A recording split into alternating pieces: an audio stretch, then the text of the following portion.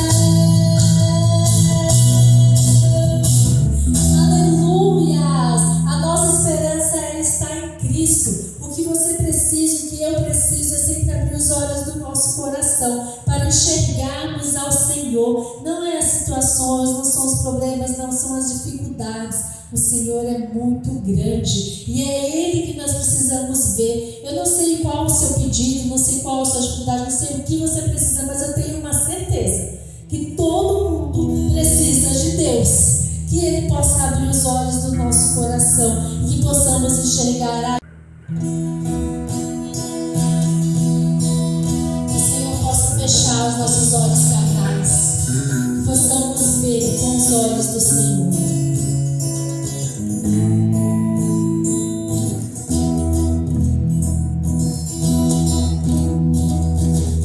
Abra os olhos do meu coração, quero te ver.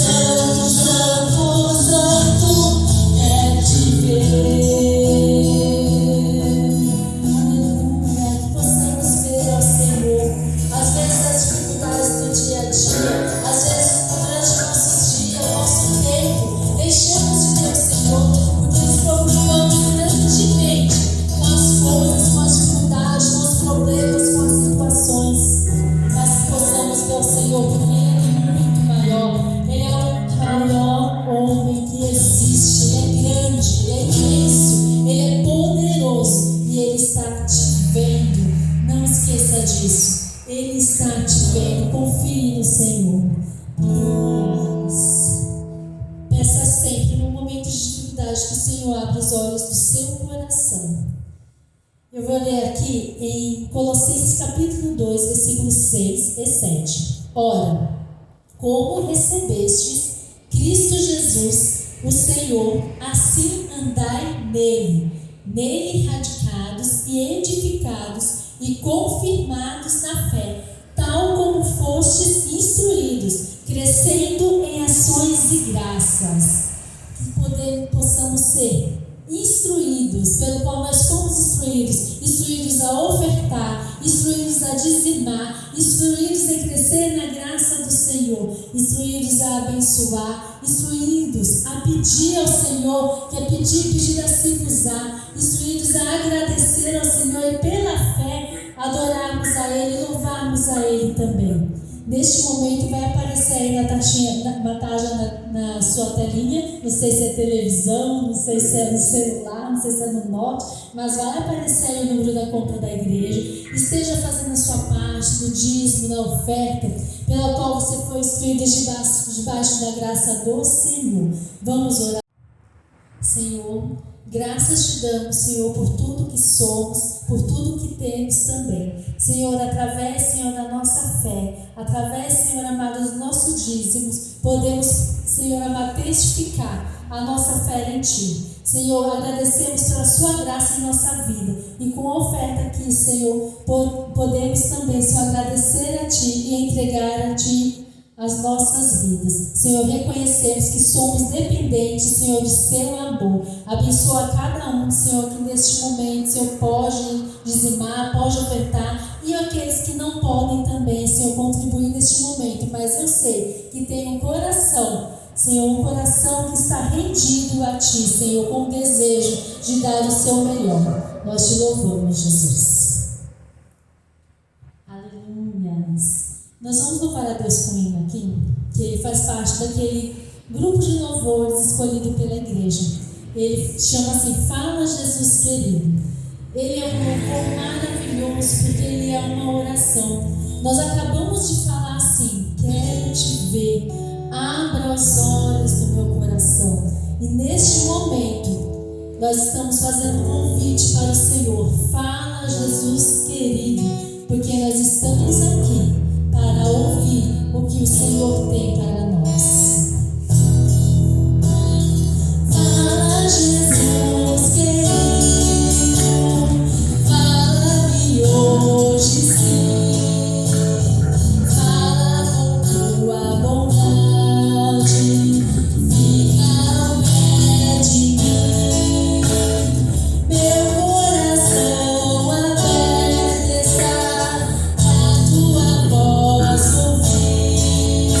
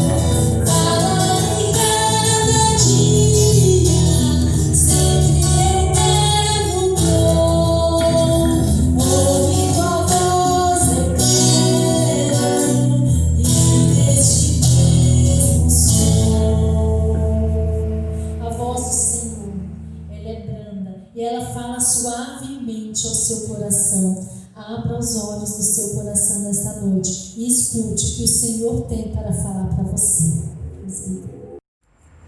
Amém, glória a Deus. Que o Senhor possa falar com você essa noite. O livro de hoje é o livro de Provérbios. Lá no Antigo Testamento, eu vou ler o capítulo 9, versículo 10. Livro de Provérbios, capítulo 9, versículo 10.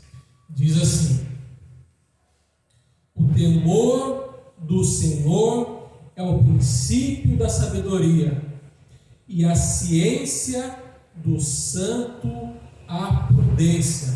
Em outra versão, o temor do Senhor é o princípio da sabedoria, e o conhecimento do santo a prudência.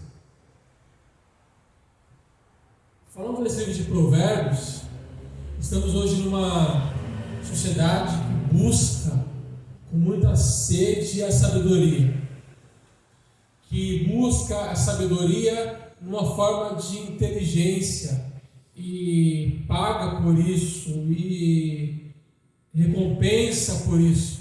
A gente olha para fora, a gente vê aí Bill Gates, vê Jeff Bezos, então pessoas que criam empresas grandes, que fazem coisas grandes, e as pessoas olham e querem ser igual a elas, querem buscar esse tipo de sabedoria.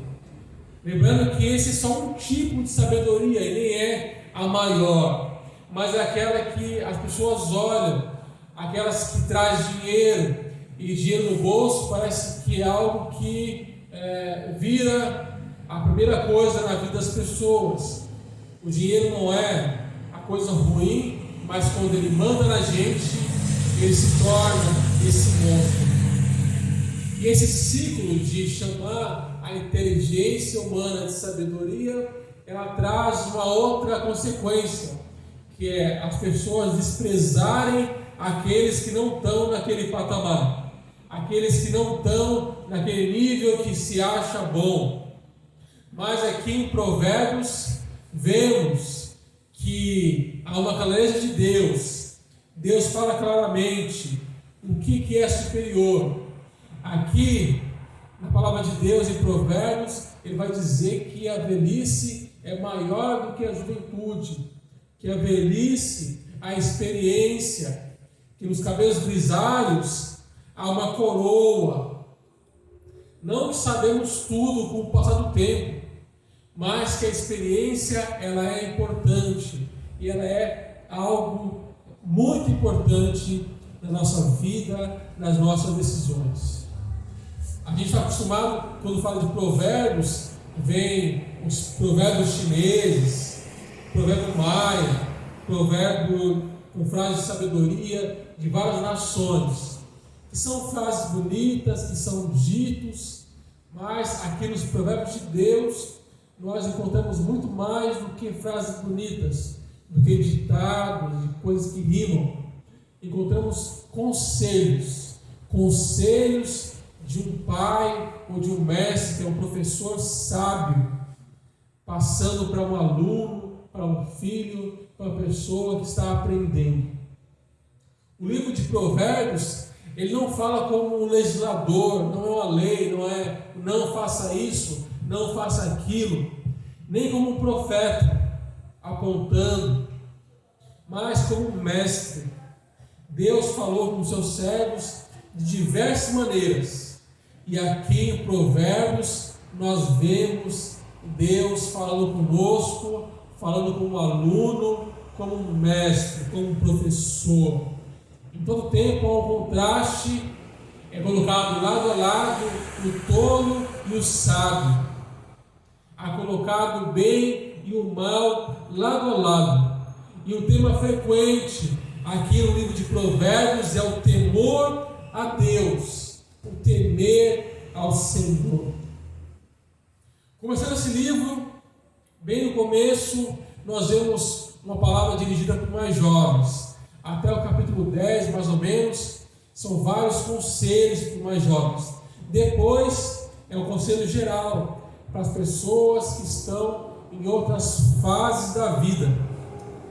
É bem verdade que lá no Israel antigo, falando de conselho para o jovem, a educação ela acontecia no lar, em casa. A educação, os pais e as mães tinham um papel de educar os filhos.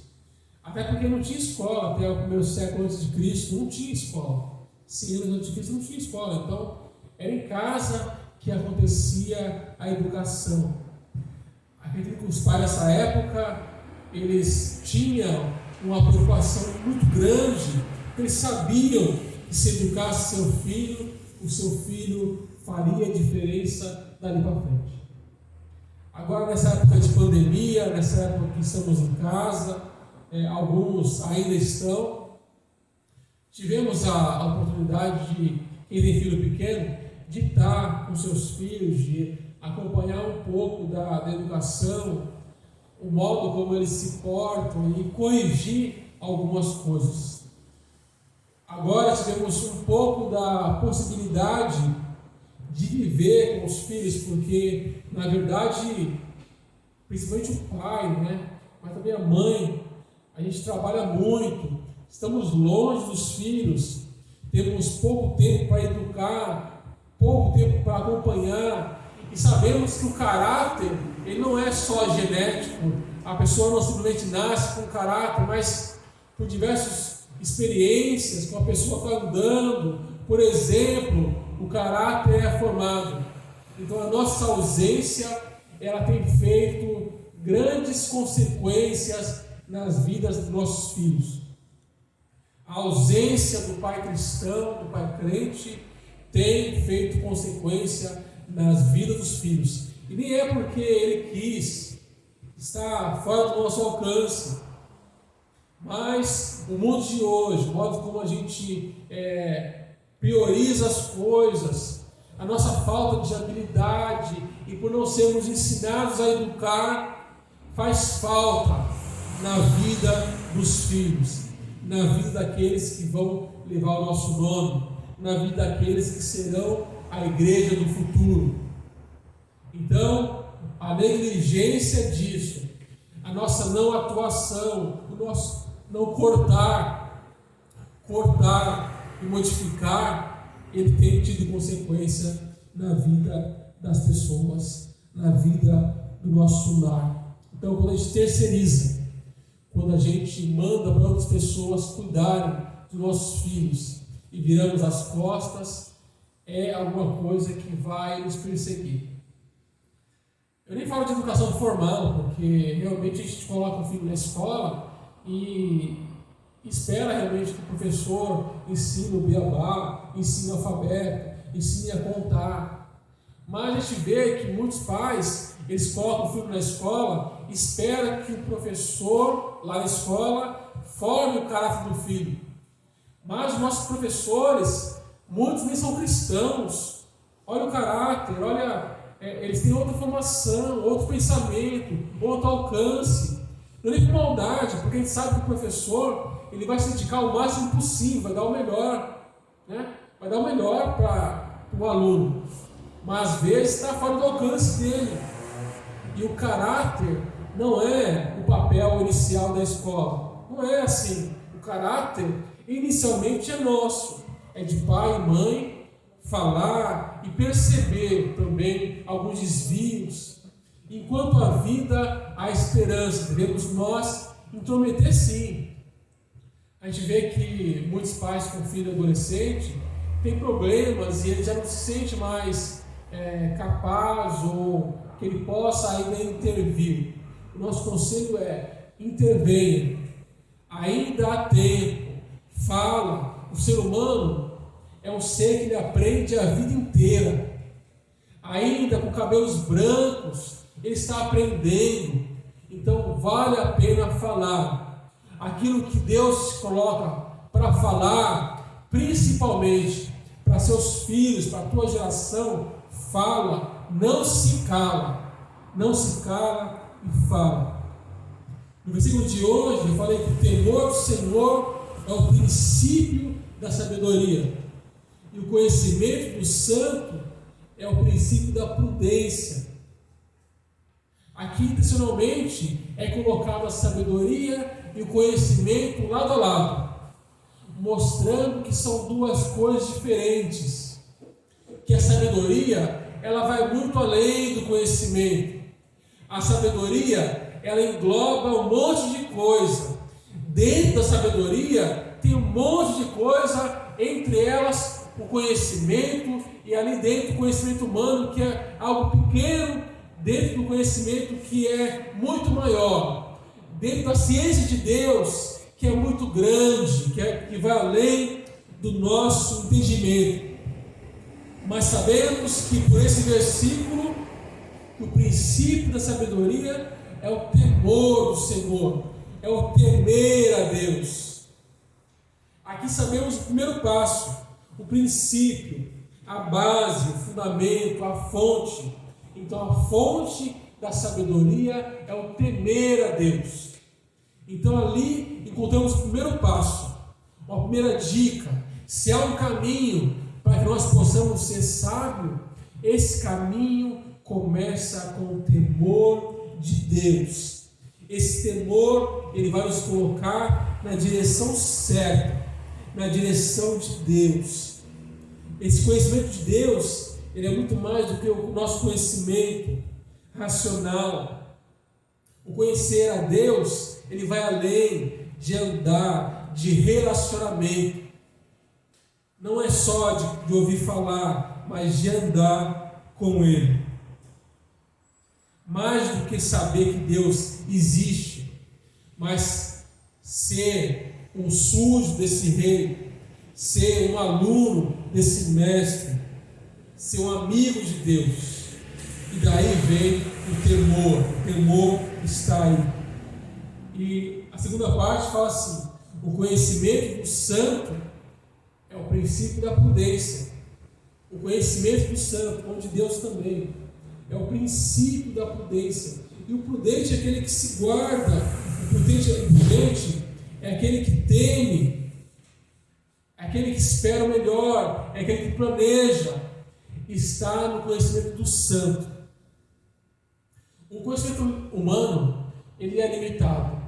Embora nós estejamos no século XXI, o ser humano faz um monte de coisa, o ser humano ele tem capacidade alta, é o engenheiro que ele desvia o rio, tem o rio na frente, a gente coloca uma ponte por cima e passa, a pessoa está com o coração ruim, faz um transplante, coloca outro, mas no fundo, sabemos que não é bem assim. Sabemos que ainda que o ser humano seja capaz, o ser humano seja inteligente, faça coisas que nos deixam de cabelo em pé, né? Tem um alcance muito grande, mas o ser humano é limitado. O engenheiro que desvia o rio, depois ele causa uma tragédia tremenda. Ele não sabia para que era de fato aquele rio. Ele tira e ali acontecem enchentes, acontecem tragédias, chove menos. A gente faz as coisas, mas não sabemos o fim da coisa. A pessoa faz uma cirurgia para trocar um órgão, mas depois é só em Deus para saber se esse órgão não vai ser rejeitado, se vai dar tudo bem. Nós somos seres humanos, somos seres racionais, mas limitados. Ainda que façamos muita coisa, o maior ser humano, com a maior capacidade, ele está com o seu conhecimento limitado. E é de Deus que sabemos que vem toda a habilidade, toda a técnica, toda a capacidade artística, é de Deus. É Ele que dá a cada um, é Ele que renova, porque sabemos que as pessoas elas acabam envelhecendo com o próprio conhecimento, acabam perdendo, mas é Deus que dá e é Deus que renova. Salomão, na primeira Reis, vai e pede a Deus sabedoria para reinar. Era um jovem ainda, e fez bem, porque Deus deu sabedoria para aquele homem. Aquele homem construiu palácios, aquele homem construiu o templo de Deus, aquele homem fez grandes coisas na terra. Mas a sabedoria sem temor de Deus é um nada, é algo que vai envelhecer, é algo que vai apodrecer, como foi a sabedoria na mão de Salomão, que se perdeu no final da história. Nós precisamos do temor de Deus. A Bíblia diz que nenhum homem ou mulher é sábio, a menos que tema a Deus. Muito interessante, né? Ela olha para a terra inteira, olha para figuras tremendas aí, ó. É Einstein,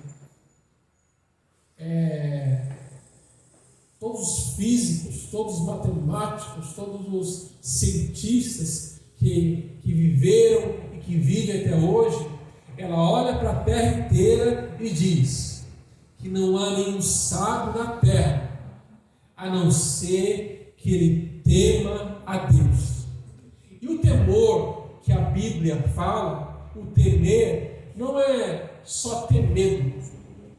Hoje em dia, para você ver como as coisas elas vão embora, aí fora do contexto bíblico, fora da Bíblia, fora do que a gente aprende na igreja, a palavra temer, a palavra temor, ela tem quase que um significado, que é o ter medo. Então, quando fala temor de Deus, algumas pessoas acham que é ter medo de Deus, mas não é isso que Deus quer. Ter medo de Deus foi o que Adão fez quando ele pecou, e Deus aparece, ele vai, corre e fica atrás das árvores.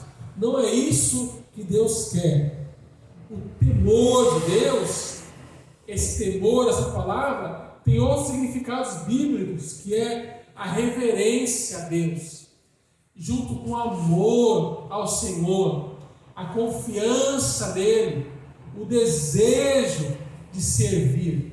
Esse é o temor, essa é a chave, é esse o sentimento que vai trazer a verdadeira sabedoria para a nossa vida. É isso que Deus pede de nós. Deus busca, na verdade, uma postura de humildade na nossa vida. Uma pessoa que se rebaixa perante Ele, que se torna uma criança perante Deus, querendo aprender, sabendo que é limitado, sabendo que precisa de Deus para dar o próximo passo, para acordar a cada manhã. Deus, Ele na verdade rejeita o não humilde, o soberbo, o altivo. Ele rejeita aqueles que se acham que são mais do que realmente são. As pessoas que confiam no seu próprio poder, na sua própria santidade, na sua própria força, na sua beleza, na sua família. Deus rejeita essas pessoas. Nós precisamos lutar contra esse sentimento, mas buscar ser humildes de verdade perante Deus. Humilde, sendo como uma criança que busca ao seu Deus, que precisa aprender mais, que é dependente. Uma criança dependente. Eu tenho um filho pequeno, à noite meus filhos pedem água, então eu vou lá e levanto e pego água para eles, porque não alcança, é alto, a altura deles impede de fazer algumas coisas. Mas quando a gente fica grande, a gente cresce em estatura, cresce em sabedoria, e a gente acha que não precisa de algumas coisas.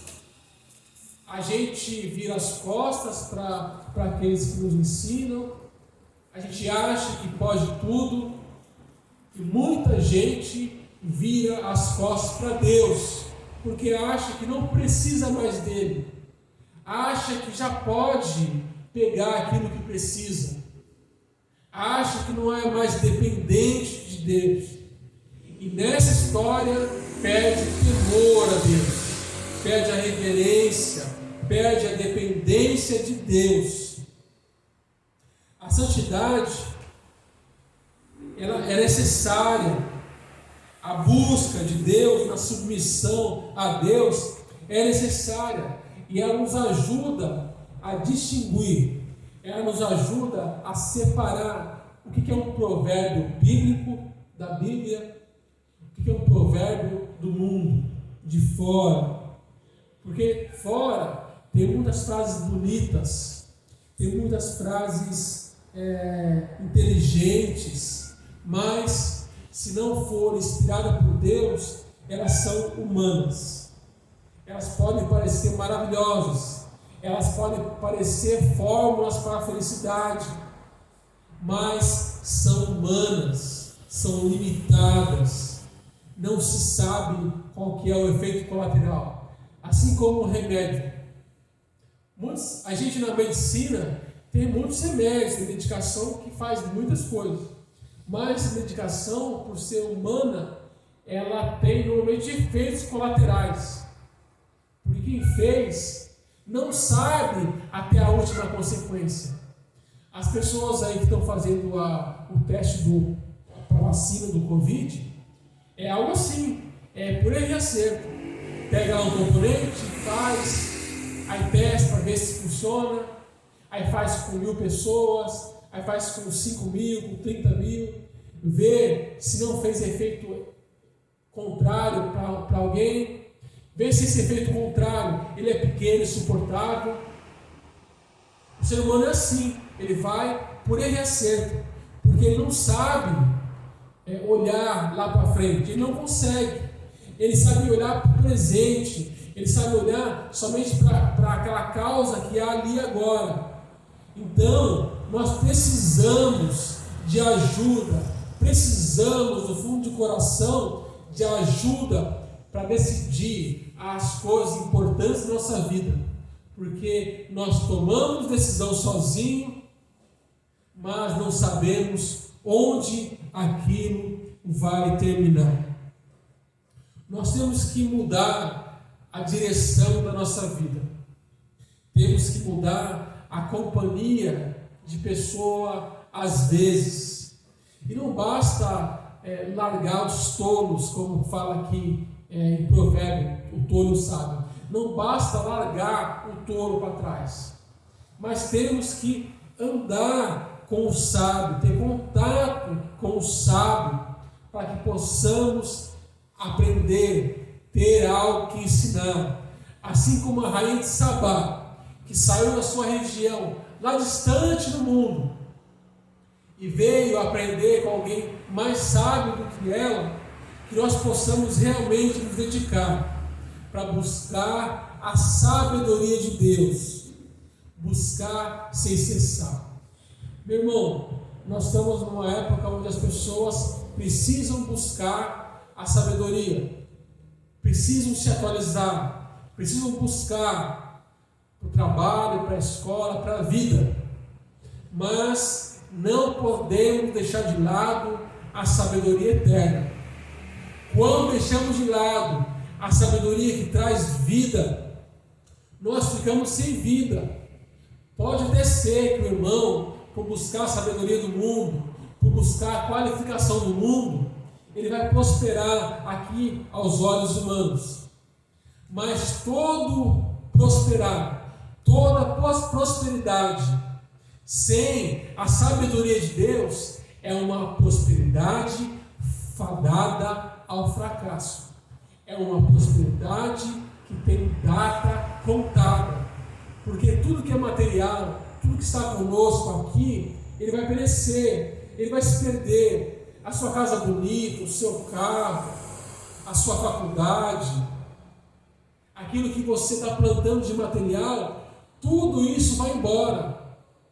Mas a sabedoria do alto, a tua comunhão com Deus, o teu relacionamento com o Altíssimo, esse é para a eternidade toda, e esse é o teu maior bem, que você precisa cuidar como uma pérola que temos em casa, como uma joia que temos guardada, para que não se perca, para que não seja roubado, porque essa sim, ela existe para todo sempre. Essa sim vai existir para toda a eternidade. Em Provérbios, a promessa de bênção, olhando, nós vemos a promessa que acompanha o justo. E a promessa são realmente aquilo que a gente conhece, visível. É saúde, a riqueza, a honra, a vitória para aqueles que forem fiéis, mas só o Deus vivo é que pode cumprir essa promessa. Só o Deus que você se relaciona, que está com Ele, é que vai te dar essas coisas, as coisas que são boas, todo mundo quer, mas que durem do modo correto, do modo a trazer bênção, do modo a trazer coisas para o futuro, para abençoar a família de verdade e do modo completo. Provérbios ele nos explica quando acontece essas bênçãos na nossa vida, mas ele relaciona a sabedoria com a bênção de Deus, e ele aponta a sabedoria para o temor do Senhor, para o estar com Deus. E temor, como eu falei, não é só ter medo. O temor não é só ter medo do inferno, porque a pessoa que vem para a igreja somente com medo do inferno, somente com medo de perecer, somente com medo da doença, somente com medo da pobreza, da miséria, é uma pessoa que ela não entendeu completamente o temor do Senhor.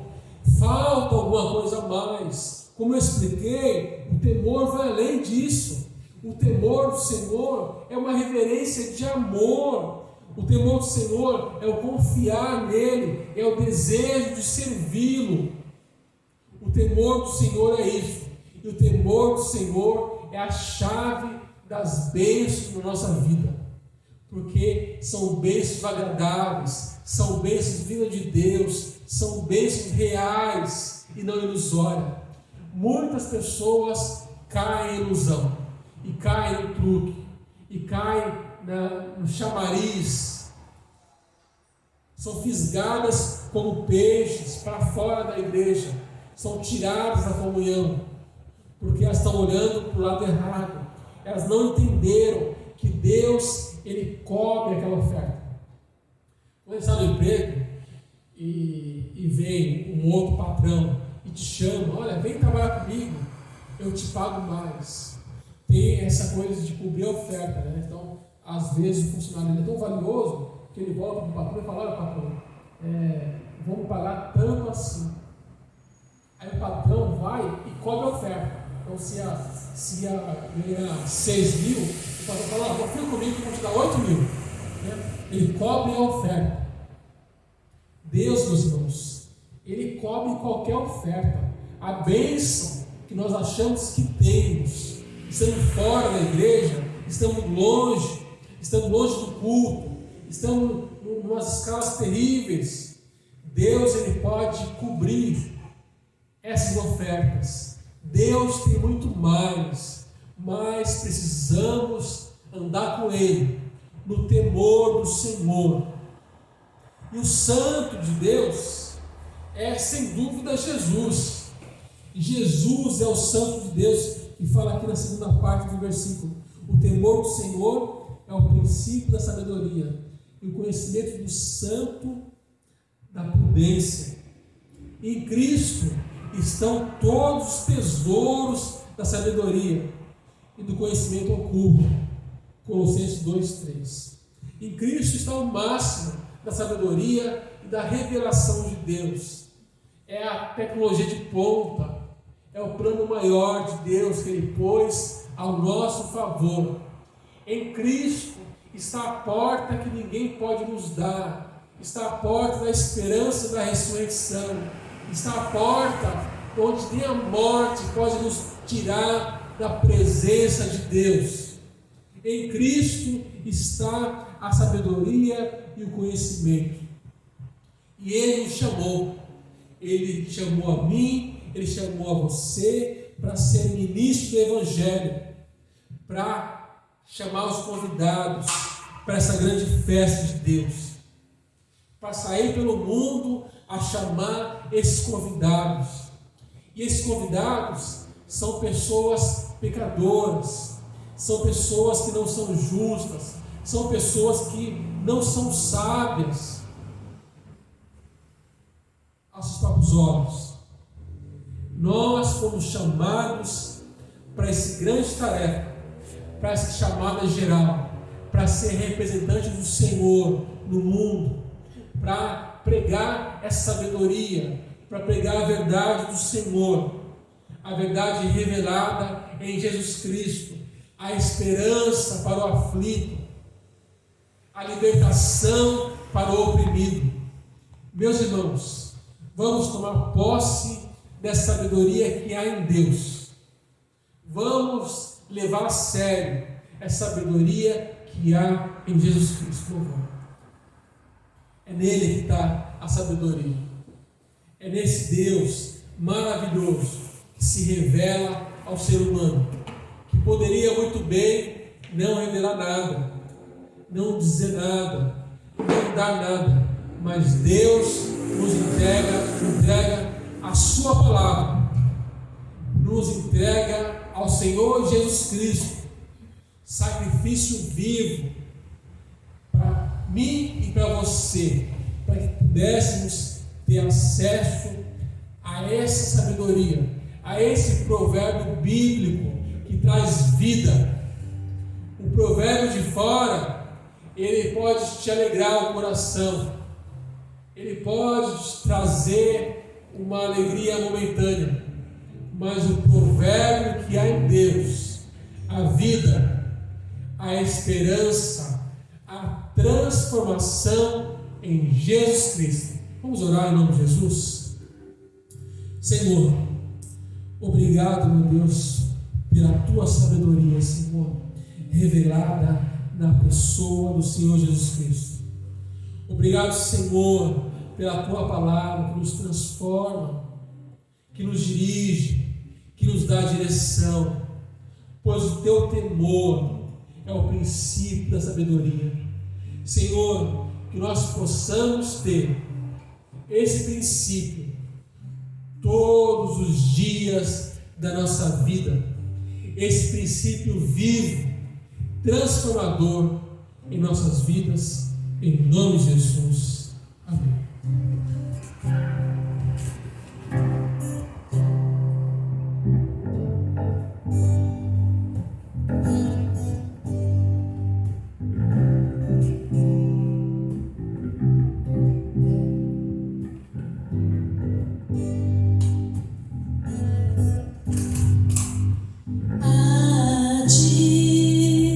Bendirei para sempre.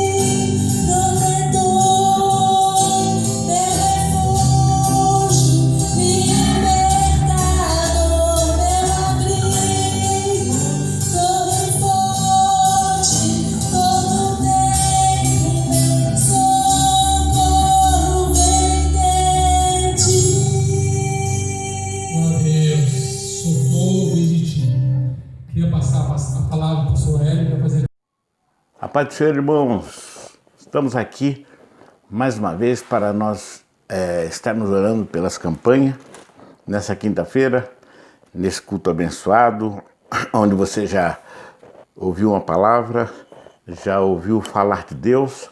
E agora é o momento, irmãos, de nós estarmos orando pela campanha que você iniciou, pela campanha que você vai iniciar.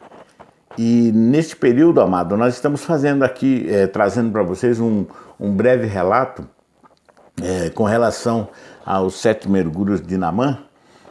E nós estamos fazendo uma referência aos mergulhos com relação às semanas, né? Hoje nós vamos falar sobre a 4ª semana, que corresponde ao 4º mergulho. Vamos dar uma olhada no texto bíblico aqui em 2 Reis, capítulo 5, no versículo 10. O versículo 10 diz assim: Então Eliseu lhe mandou um mensageiro, dizendo: Vai, lava-te 7 vezes no Jordão, e a tua carne será restaurada e ficarás limpo. Foi o recado que Naamã recebeu. O profeta pediu que ele fosse até o Rio Jordão e desse 7 mergulhos.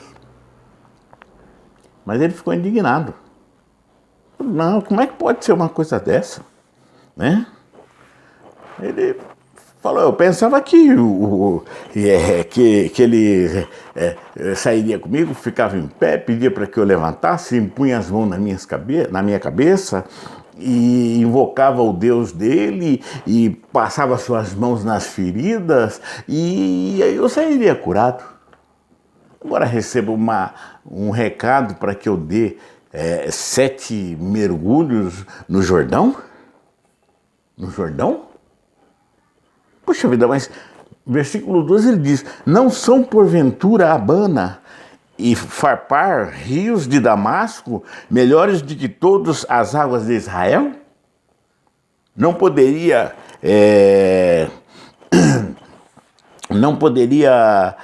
eu lavar-me neles e ficar limpo?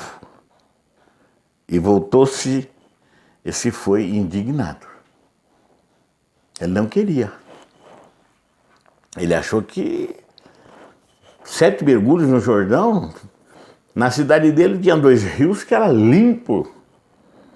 Às vezes, meu querido, nós fazemos uma campanha e achamos que a campanha precisa ser feita do jeito que nós achamos que é. Mas na realidade não é do jeito que nós achamos que é. Do jeito que Deus determinou. Da maneira em que foi determinado, né? E esse 4º mergulho, eu trouxe esse 4º mergulho como o nome de obediência. É o mergulho da obediência. 4ª semana é a semana da obediência. A semana de obedecer. Obedecer às ordens, obedecer às orientações, obedecer o que Deus está falando, obedecer e receber a palavra de Deus de maneira sutil, entender e ver que as coisas vão ser encaminhadas da forma que Deus deseja que seja. Não somos nós. Aí Naamã, ele não queria aceitar, né? No 13 assim, então chegaram os seus amigos, os seus oficiais e disseram: Meu pai, se te houvesse dito o profeta alguma coisa difícil, acaso não o farias? Quanto mais, já que apenas te disse, lava-te e ficará limpo. Aí Naamã foi convencido pelos seus amigos, por aqueles que acompanhavam ele. Eles convenceram Naamã. Naamã parou para olhar e entendeu que era melhor obedecer. E debaixo dessa obediência ele foi então, deu os 7 mergulhos. Mas a obediência, o entendimento de que ele deveria realizar a orientação dos seus amigos, daqueles que os acompanhavam, veio para nós na 4ª semana. É a quarta semana, querido, que nós vamos falar assim: eu vou obedecer, eu vou estar presente, eu não vou faltar. Eu creio que Deus realmente vai fazer algo para mim. Não é difícil, não é difícil. Nessa quarta semana eu já estou na metade das semanas. Eu creio que Deus vai ouvir a minha petição. Deus vai sair a meu favor. Então, querido, na quarta semana, a semana da obediência, seja obediente, realiza, faça as orações, participa, venha ao culto, fique online no momento em que nós formos orar, como vamos fazer agora. Fique preparado, porque eu tenho certeza que a lepra que te impede e a lepra que te atrapalha vai sair para a honra e glória do Senhor. Curva a sua cabeça, vamos orar. Ore comigo nessa campanha, em nome de Jesus. Papai, queremos, ó Deus, nesta noite, compreender e entender que tudo que precisamos fazer, ó Deus, é tudo aquilo que está debaixo, Senhor, da Tua vontade. É tudo aquilo que Tu, Senhor, deseja que façamos. É necessário que sejamos obedientes, é necessário que façamos tudo aquilo que o Senhor nos pedir, ó Deus, nesse momento de campanha. Porque nós cremos, nós temos a certeza absoluta que Tu vai, ó Pai, em nome de Jesus, trabalhar as nossas vidas. Tu vai, ó Deus, transformar esses pedidos, trazer, Senhor, para nós essas notificações, aquilo que nós estamos pedindo. Eu tenho certeza que Tu vai mover todos os lugares, vai mover pessoas para que eles possam trabalhar em favor dos pedidos dos Teus filhos. Papai, em nome de Jesus, abençoa os Teus filhos nessa campanha. Abençoa aqueles que já estão terminando. Dê força para aqueles que estão iniciando. Porque nós cremos, oramos e já Te agradecemos em nome de Jesus. Amém. Amém. Amém. Meus queridos, o próximo domingo nós teremos uma reunião com o Conselho Local. O Juan já está avisando. Conselho Local é composto de pastor, presbítero, diácono, diaconisa, diretores de departamento e diretores de ministério. Todos vocês que fazem parte disso, se você for faltar, se você não vai poder ir no domingo às 17 horas, que estará presente o pastor Samuel. Se você não puder ir, tem que entrar em contato comigo, com o pastor, escrever lá: pastor, eu, fulano de tal, não vou poder ir pelo motivo X, porque tudo que você disser, o motivo que você disser vai ser constado na ata. Se você disser, não vou poder ir porque vou trabalhar, lá na ata vai: o José da Silva Xavier não virá porque está a trabalho.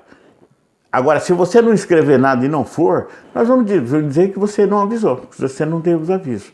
E o estatuto diz o seguinte: se você faltar às reuniões sem avisar, você pode ser destituído do seu cargo, porque essa reunião é uma reunião que se faz toda véspera de concílio. O SD, o superintendente distrital, convoca o conselho local da igreja, porque ele precisa conversar com o conselho local da igreja, amém? Então, domingo às 17 horas, nós temos uma reunião com o conselho local da igreja de Castro Alves e da congregação de Vila Brasilândia. Os demais, os membros da igreja, vão ter o seu culto online, somente online, porque a igreja vai estar ocupada com a reunião e o culto de domingo será online. Você vai receber orientação do tempo, da hora certa em que você deve sintonizar o YouTube para poder participar do culto, amém? O presbítero Juan vai estar terminando esse culto, enfrentando a bênção apostólica, e nós nos encontraremos então domingo na reunião do Conselho Local, juntamente com o pastor Samuel, nosso SD, que é pastor de Itaquera, amém? Fiquem na paz e que Deus abençoe.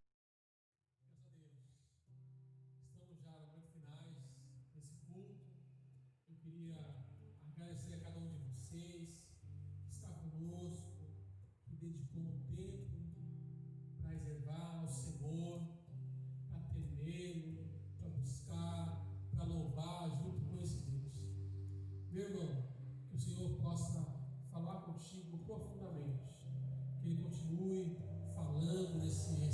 semana, que você possa realmente ter um relacionamento com Deus, lendo a palavra de Deus.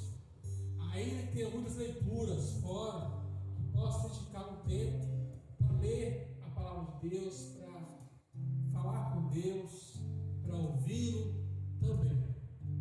Obrigado a você que é um amigo que está assistindo a convite, você parente, amado, que está nessa noite assistindo conosco. Um abraço para cada um de vocês que está orando para Deus essa noite.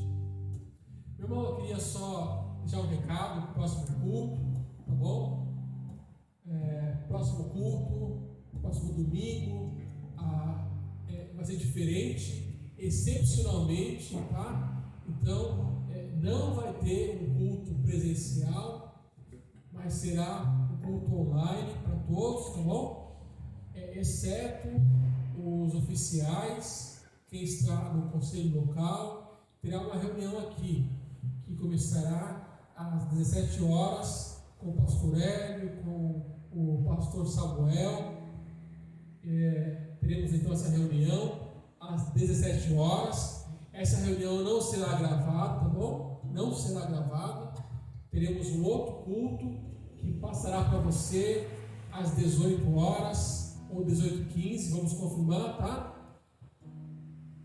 Que o Senhor possa abençoar. Vamos estar reforçando com as pessoas do conselho local, estar verificando se as pessoas já têm algum compromisso marcado, que não podem mesmo para o trabalho ou algo mais sério, tá bom? Mas esteja conosco, já estamos finalizando esse ano eclesiástico, é um ano de concílio, é um ano de transformação, nós precisamos conversar, tá bom? Então esteja conosco, você que é líder presencialmente, esteja conosco online, no culto, os demais, que o Senhor possa abençoar, trazer uma palavra de mudança para você.